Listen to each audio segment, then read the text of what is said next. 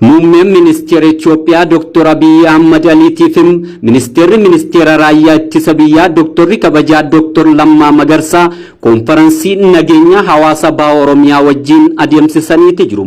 Konferansii kanarrattis hirmaattonni konferansichaa doorsisaa fi yaaliin ajjechaa dhiyeenya kana xiinxalaa siyaasaatiifim daayirikteera olaanaa Oromiyaa Miidiyaa Neetwork obbo Jawaar Mohaammed irratti adeemsifame ummataaf ifa akka ta'u gaafatameeti jira.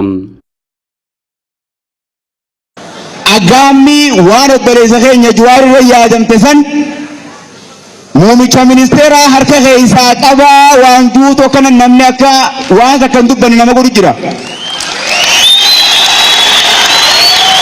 Gaafiin teenya obboleessi keenya obboleessa saarratti akka waan isan hojjetamtu waan san keessaa harka ni qabamoo hin qabu gaafii akka obboleessi keenya nu deebisuu barbaanna.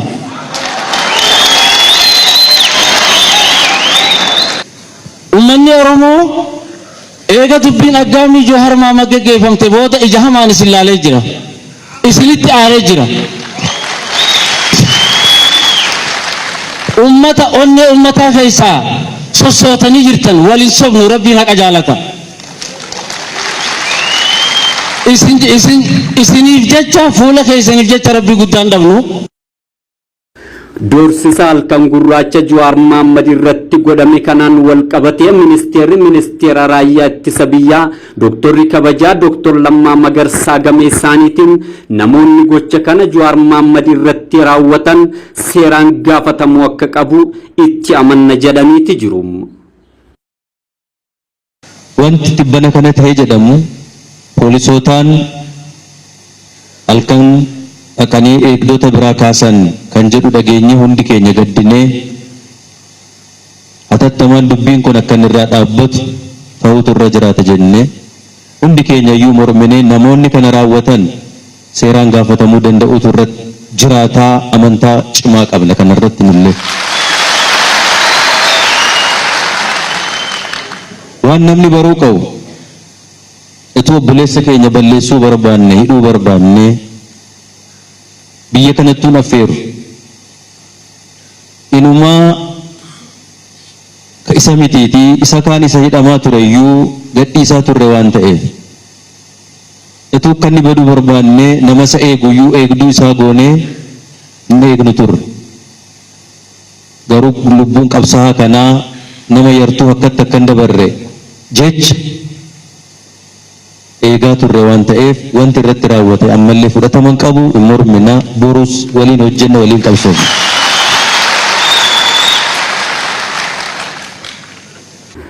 Gocha dhiyeenya kana Jawaar Mohaammed irratti raawwatame wal qabatee muummeen ministeera Itoophiyaa Dr. Abiy Ahmad Ali game isaaniitiin jalqabarraa eegalee hanga ammatti Jawaar Mohammediif addatti eegumsa taasisaa kan jiru mootummaa ta'uu kan dubbatan dogongorri uumame jiraachuudha simuudhaan garuu dogongora uumame kana ummataaf ifa taasisurraa if qusataniiti jiru. Jawaar addatti jalqabarraa hanga irraa kan eegaa jiru mootummaadha. Yoom nu gaafattanii eegumsa ramadaa fi eegamuu qaba jettanii nu gaafattanittu Jawaar immoo eegumsi nu barbaachisaa mee eegaa jee nu gaafatee jira. Mee kan eegaa jiru maaliif akkaataa kanaan akkan taanii wal qeequu barbaadu nutu miidhamuu danda'a jedhee awwaluma gaafa galeerraa kaasee eegaa kan jiru nuyi eeguu duwwaa miti isa caalaas waa baay'ee kaasuu hin danda'amu. Dogongorri uumamee jira dhageen jira isa ammas hin kaasu jecha koorratti ani waa fayyadameen jira. Namoota biyya iskoortii qabdan jedheera yaadattan. Iskoortii biyya keenyatti jimmatti goommaa shanaffaa jechuudha hin beektu miti as akkasii miti edaa biyya Jawaar faa iskoortii jechuun eegumsa jechuudha. Inni maal hubatee namoonni eegumsa qabdan jechuutti hubatu. Mata gaartu garuu osooma jedhameeyyuu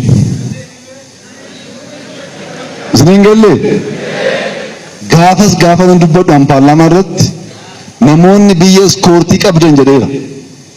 Biyya lammaffaa jechuu kiyya isni galee iskoort jechuun makiinaa goommaasa yeroo inni kaan dho'u tirfii jechuudha.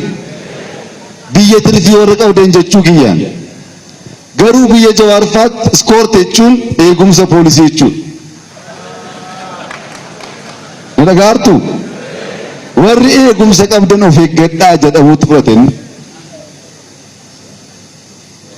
Garuu jechaan osoo hin taane yaadumaan akkasii yaaddan hidhuu miidhuu ajjeesuu Jawaar dhiisaati warra nu ajjeesuuf qophaayyuu dhiisnee waliin jiraachaa jirra. Eenyu ajjeesnee beeknu? Gabaasa Oromiyaa Miidiyaa Neetwoorkii qophaa'eef Uudii Muusaatii Hararirraayim.